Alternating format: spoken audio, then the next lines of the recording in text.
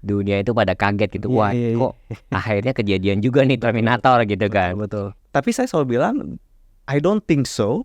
Karena nyatanya aplikasinya itu nyata. Unlike dulu NFT, metaverse gitu. Oh gitu, bukannya AI bisa langsung ngerti sendiri gitu. Saya bilang AI bukan jin nih gitu.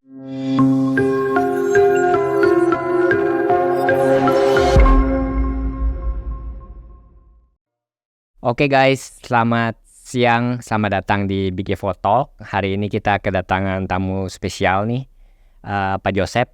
Selamat datang di Big Evo Talk, Pak Joseph. Thank you Pak for having me, thank you for the invite. Oke, so hari ini kita akan ngobrol kali ya Pak ya, tentang topik yang lagi hot nih. Dan banyak banget yang kita dengar dan juga kita udah coba mungkin dalam sehari-hari, which is AI atau kecerdasan buatan ya Pak ya. Nah mungkin, tapi before that mungkin lebih baik kalau misalnya kita kenal Pak Joseph dan Mimin lebih dalam dulu Pak. Silakan. Boleh. Thank you Pak. So again thank you for the invite. Saya Joseph, co-founder dari Mimin. Mimin, what we do essentially kita bantu create customer experience buat companies, corporates, menggunakan AI. Kata customer experience itu realisasinya in so many different ways. Mau dari sisi mungkin peningkatan penjualan, improvement on marketing, efficiencies, whatever it is, dengan channel apapun itu, essentially kita deliver, and then key pointsnya adalah utilizing AI. So kami sendiri sekarang ada di Indo as our home base market ya. And then ada di Malaysia and Singapore as well. Jadi udah expand ke sana ya Pak? Iya. Sejak kapan Pak expand itu Pak? Kami expand ke Malaysia itu mid last year 2023. Sekitar Agustus September, and then Singapore tuh earlier this year. Iya. Nah saya penasaran tuh Pak, kira-kira apa sih triggernya Pak Joseph tuh bisa decide your business Mimin itu akan fokus ke AI teknologi itu, which is I think is really good timing ya, and potensial gitu kan. Orang pasti penasaran tuh kok bisa ya kepikiran ke sana gitu. A bit of a long story, karena awalnya Mimin tuh awalnya tuh Mimin nggak ada hubungannya sama AI. Pertama kali kita mulai Mimin tuh essentially untuk enabling orang-orang bisa berjualan melalui WhatsApp, chat commerce lah ya, gitu. Asal mulanya gitu. Chatbot gitu ya? Bahkan nggak chatbot Pak. Jadi essentially untuk equipping mungkin admin-admin ini, si customer service-nya, kalau misalnya terima order itu ada satu sistem yang integrated sama logistik, sama payments dan segala macamnya. Nah caranya itu dulu adalah kalau misalnya ada chat dari WA bisa dicopas ke dalam aplikasi kami. I see. Nah dengan berjalannya waktu kita melihat bahwa awalnya kan kami pikir cuman copas doang 2 detik cepet gitu. Cuman 2 detik pun itu orang-orang juga merasa aduh time consuming. Nah habis itu akhir 2022 ChatGPT launch.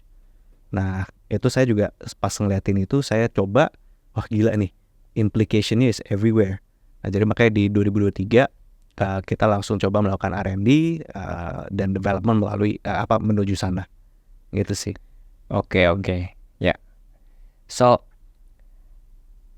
kan kalau kita sekarang ini ya Pak, kita sering dengar tuh Pak AI gitu kan, dan mungkin kalau aplikasinya yang kita sering dengar juga dan mungkin beberapa udah pakai itu ada ChatGPT ya kan, ada Midjourney, ada Sora tuh kalau yang video gitu kan.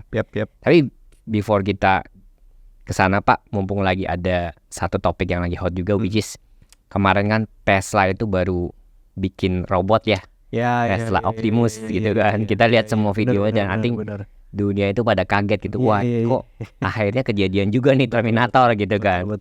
Nah saya yakin tuh orang juga bertanya-tanya, itu robot itu yang dibuat oleh Tesla itu apakah sudah mengadopsi AI sepenuhnya atau gimana tuh Pak? Iya, saya sempat nonton tuh video launchnya mereka. Pas saya nonton juga, wah keren ya. Cuman nggak lama kemudian, berapa hari kemudian ada artikel, ya kan, yang muncul katanya apparently this is not AI gitu kan. It is apparently ada someone remotely doing it gitu ya. So saya personally sih saya belum do a lot of research into it, bener atau enggak. It just seems like kok banyak artikel yang keluar bilang bahwa kayak oh itu actually bukan gitu. Bukan, Sama ya. mungkin a few months ago kali ya, Ya. ada beberapa ya developer LLM Ya. demo, dan ketahuan oh itu video recording contohnya, Oh, gitu kan. I see, ya, Itu ya, ya. something like that lah. So I think the idea is good. I think ya mungkin yang acara Tesla itu ya unfortunately aja kali ya belum itu. Cuma kelihatannya keren sih ya. Kelihatannya keren dan kayaknya sih mungkin it's just about time ya Pak yang nantinya akan dimanfaatkan dengan AI juga kali ya. Tapi memang kemarin tuh di demo itu robotnya itu sangat interaktif, responsif dan luwes seperti orang gitu. Jadi orang itu kaget juga kalau memang AI itu udah sedemikian luasnya gitu. Soalnya kalau nggak salah saya sempat nonton di videonya itu robotnya tuh serving drinks jadi bartender Ya, salah satunya gitu kan. Betul. Iya, jadi kayak wah gila banget ya. Iya, benar. Bisa kayak gitu.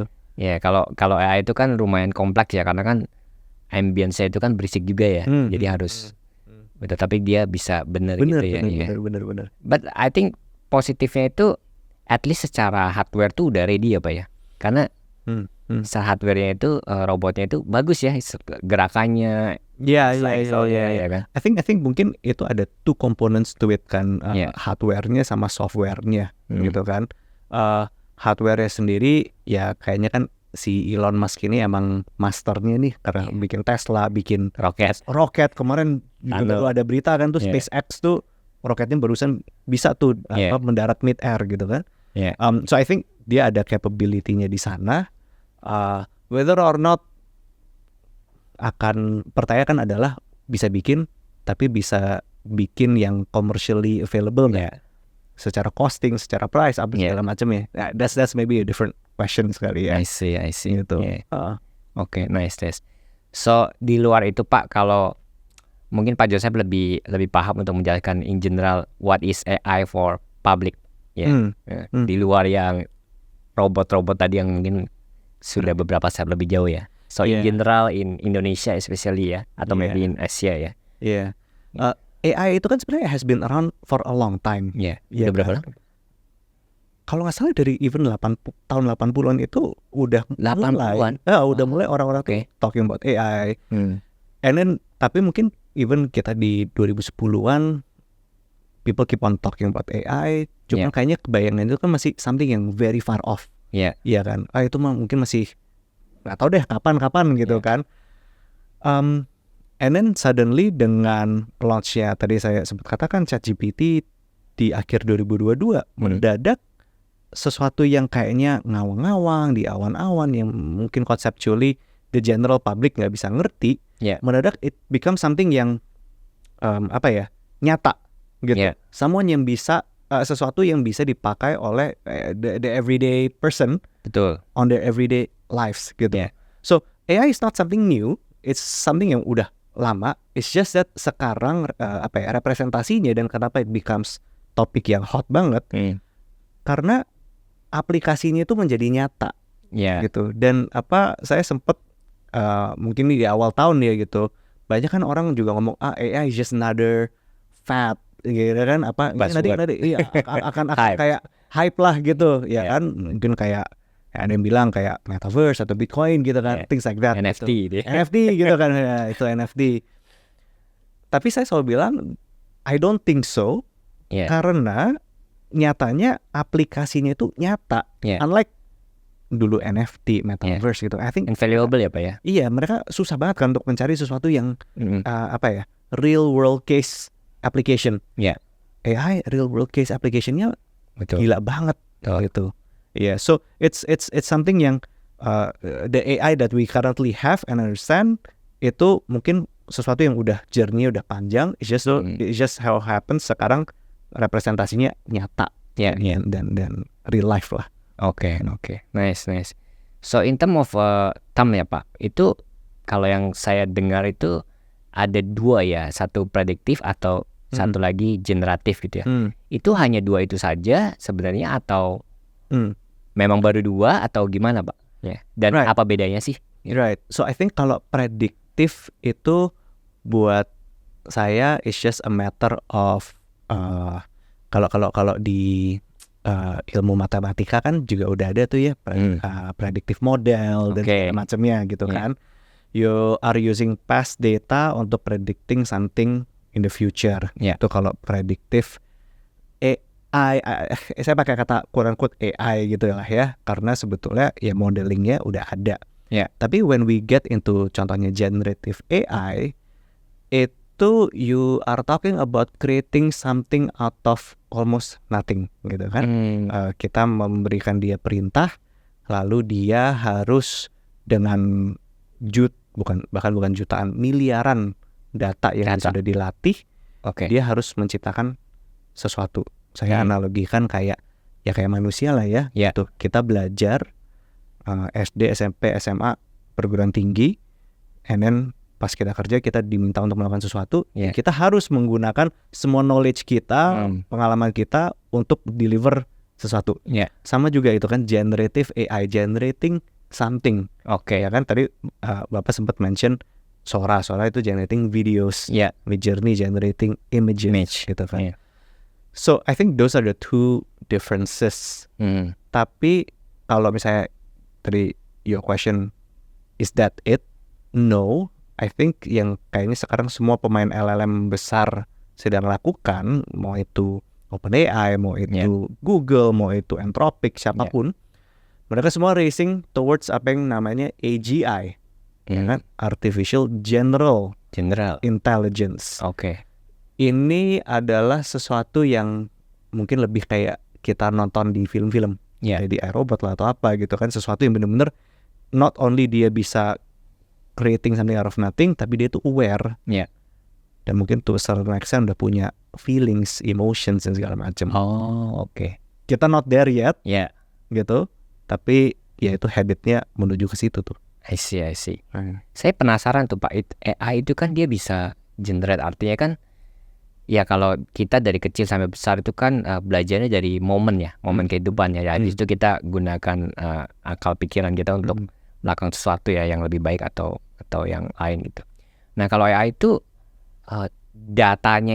base datanya itu dari mana Pak? Apakah artinya kayak Google gitu, dia men-scraping semua information ditampung habis itu nanti diolah, atau gimana Pak prosesnya sih? Data source buat pemain AI ini kan menjadi contentious issue ya, karena mereka meng-train AI models mereka dari data yang available in the internet ya kan? Mau dari buku-buku, dari manapun. Bahkan tadi pagi saya barusan ada baca artikel New York Times lagi benar-benar menggugat nih, gitu, kayak OpenAI karena mereka udah source-nya dipakai. Iya, katanya artikel-artikel mereka itu dipakai untuk training model mereka tanpa mereka mendapatkan any benefit revenue dari situ, gitu kan. So I mean, if you ask me, itu mereka dapetnya dari mana? Ya dapetnya dari semua gitu. Selama data atau informasi itu sudah pernah online, bisa. Online, offline, bahkan sekarang ada yang namanya synthetic data. Apa tuh, jadi Pak? mereka generate data-data mereka sendiri and then refeeding. Gitu, mereka generate konten-konten mereka sendiri, AI-nya ini and mereka refeeding lagi gitu. Saya barusan belajar something yang interesting. 2022 ketika GPT 3.5 ya, itu ChatGPT at that time keluar kan, wah gila, orang wah hebat. Lalu sekarang model yang terakhir 4O udah ada O4 gitu ya kan. Dan seakan-akan kayak Google, Meta dan Anthropic dan pemain lainnya tanda kutip ketinggalan. Tapi in actuality what ends up happening is that capability dari AI ini kayaknya kok lama-lama stagnan gitu. Dan mereka semua ini udah more or less semua pemain LLM ya reaching that same curve gitu. Ya kan, mungkin naiknya Bisa catch eksponensial up semua ya. Betul, naiknya eksponensial tapi lama-lama mulai merata nih gitu. Nah ini yang menjadi isu kan, is more data the key, itu yang masih menjadi pertanyaan, kan? Or maybe something else gitu. Oke. Saya juga kan sering pakai itu Pak. Saya juga penasaran nih soal datanya. So pertanyaan saya, apakah oke lah kalau misalnya orang itu nggak tahu sesuatu informasi benar-benar dari nol ya, dan menggunakan AI itu kan dia jadi tahu tuh dengan cepat belajarnya. Oke.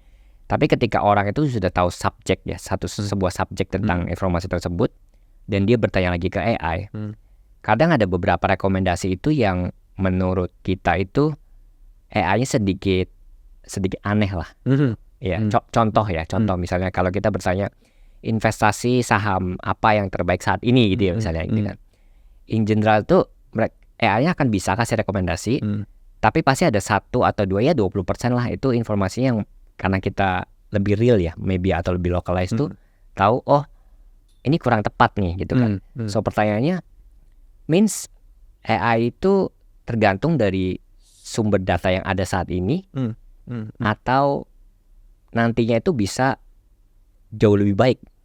Well, definitely tergantung sama sumber data yang ada. Dia sudah pernah dilatih. Oke. So contohnya kalau misalnya Bapak pakai GPT-4, ya, itu data dari kalau saya nggak salah itu pertengahan 2023. Ya.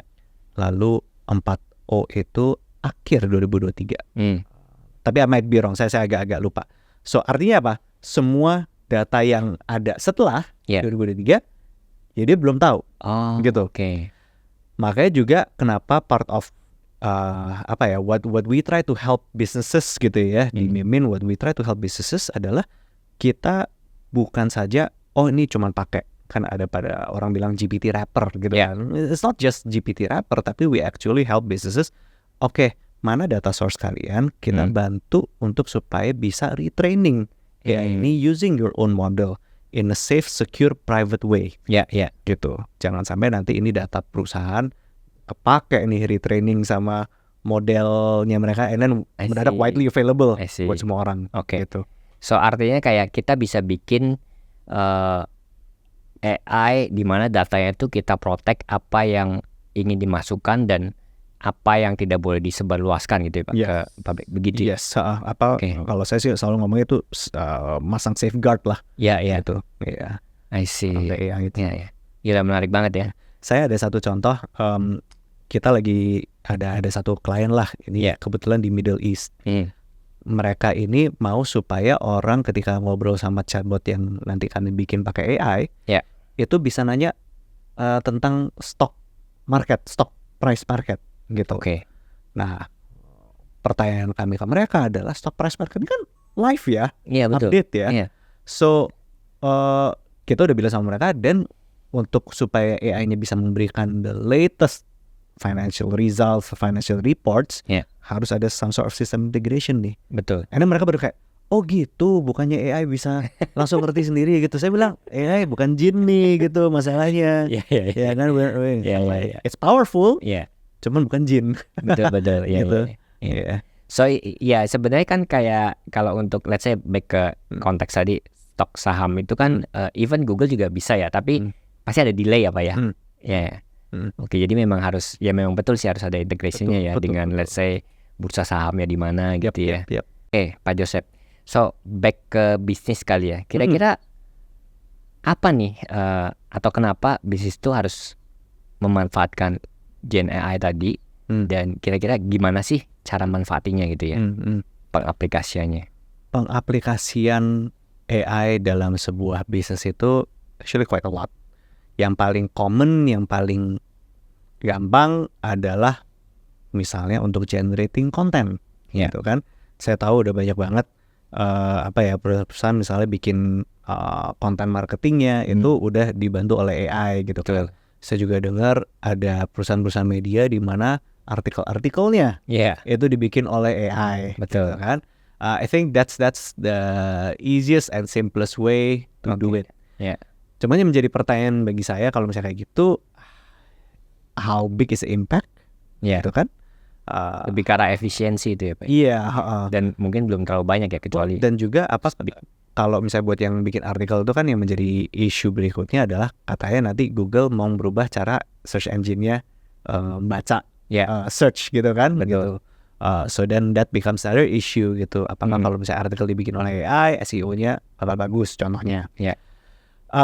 Kalau for me, menurut saya two main results kali ya. Saya akan coba ngeliatnya dari two main results baru nanti mundur what type of application yang bisa di drive. Yeah. Either satu kita bisa melakukan efficiency Yeah. in cost savings, Oke. dan cost savings efficiency ini nyata ya. Ya, ya. betul. Kalau di luar negeri mungkin lebih udah sangat kelihatan. Di Indonesia pun kita sudah mulai melihat efficiency is in terms of cost. Ya. Atau kedua mungkin yang lebih menarik bagi perusahaan-perusahaan adalah how we can utilize AI in a form supaya bisa bantu boost revenue mereka, gitu, boost sales mereka, Ya. ya kan? Contohnya apa? Contohnya yaitu yang tadi saya bilang, mungkin bisa perusahaan bikin satu sales channel baru melalui let's say I don't know WhatsApp contohnya, Ya. di mana di belakangnya udah nggak usah ada human resource lagi, Sama sekali. gitu. Sama sekali, Wow. gitu. Oke. I mean we are already doing it gitu ya. Kami ada klien-klien want to do retail, hospitality, ada hotel, klien hotel, itu the whole booking process udah nggak ada manusia lagi tuh. Jadi resepsionisnya udah nggak perlu lagi balas-balesin WA, nggak perlu ada sales yang balas-balesin WA karena historically speaking katanya mereka itu cuman balesin within office hours. Padahal hotel itu hotel emang buat orang liburan. Ya. Jadi pasti nanyanya itu banyaknya outside of office hours. Iya, malam, Gitu. ya, Betul. weekend. Iya, exactly. Jadi ketika kita implement AI, actually we see 30% sales increase just because mereka jadi bisa 24 hours Ya, benar juga ya. bales. Oke. Gitu. Ya, Gitu ya. sih. Oke. Selain hotel tadi tuh, kira-kira industri atau sektor bisnis apa yang saat ini tuh akan sangat diuntungkan Pak kalau misalnya menggunakan generative AI tadi? Sangat diuntungkan buat perusahaannya ya. Ya, Gitu. betul. Biasanya kalau kita ngomong sangat diuntungkan, ada yang tidak diuntungkan. Ya, so ada plus minus ya. Nah, itu mungkin next question-nya. Itu Pak. next question-nya ya. Ada nggak sih yang diuntungkan gitu? Iya. Mungkin saya bisa menjawab pertanyaan itu dari angle of tipe pekerjaan apa yang akan terdisrupt gitu Oke. Ya. Itu karena dari situ biasanya perusahaan baru mikir, oh ya itu bisa tuh diefisiensikan atau apa. Betul. Contohnya kalau buat saya sih pekerjaan admin, Right. kerjaan agen-agen gitu ya, call center agents gitu kan, customer support agents gitu. Oke. Those types of jobs itu akan mungkin paling easily replaced gitu. So kalau misalnya kita tarik mungkin dari sisi industrinya, ya retail biasanya mungkin historically speaking mereka banyak CS gitu untuk serve customer mereka, dan dengan ada AI maybe they don't need that many. Banking contohnya, mereka mungkin historically speaking banyak sales agent gitu nawarin kartu kredit lah atau apapun itu kredit, dan maybe that amount of people bisa di replace oleh AI untuk do the same amount of work gitu. So including insurance ya kan? Insurance ya tentunya hospitality ya gitu. Tadi ya. Iya, hospitality. Kalau di Mimin sih memang some of the top industries itu financial services, retail, telco. Telco kami persis belum seberapa masuk. Cuman habis itu hospitality sama health.